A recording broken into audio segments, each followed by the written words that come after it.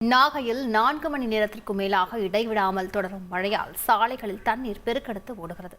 கூடுதல் விவரங்களை செய்தியாளர் ஸ்ரீதரிடம் கேட்கலாம். ஸ்ரீதர், நாகையில் எந்தெந்த பகுதிகளில் இந்த மழையானதின் தாக்கம் அதிகமாக இருக்கிறது? விவரங்கள் என்ன? தென்கிழக்கு வங்கக்கடல்ல உருவாகியுள்ள இந்த காற்றழுத்த தாழ்வுப்பட்டெல்லாம் புயலாக மாறி வருவதால் பாத்தீங்கன்னா நாகை உள்ளிட்ட இந்த டெல்டா மாவட்டங்கள்ல தொடர்ந்து கனமழை சுட்டி சுற்றி வருகிறது.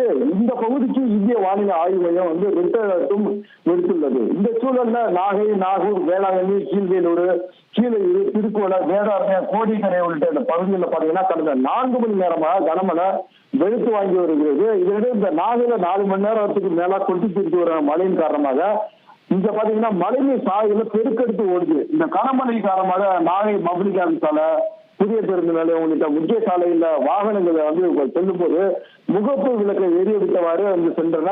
தொடர்ந்து நாகை மாவட்டம் முழுவதும் இடைவிடாது மழை பெய்து வருவதால் இங்க பொதுமக்களோட இயல்பு வாழ்க்கை பாதிக்கப்பட்டிருக்கிறது.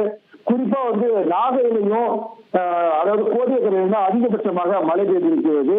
இந்த நாகையில காலையிலிருந்து 8:30 மணில இருந்து 12 மணி வரையும் பார்த்தா அதிகபட்சமாக ஒரு 4 சென்டிமீட்டர் மழை பதிவாகி இருக்கிறது. தொடர்ந்து நாகையில இடைவிடாத மழை பெய்து வர்றதுனால இந்த பகுதியில் உள்ள நீர்நிலைகள் தற்போது நிரம்பி வருகிறது.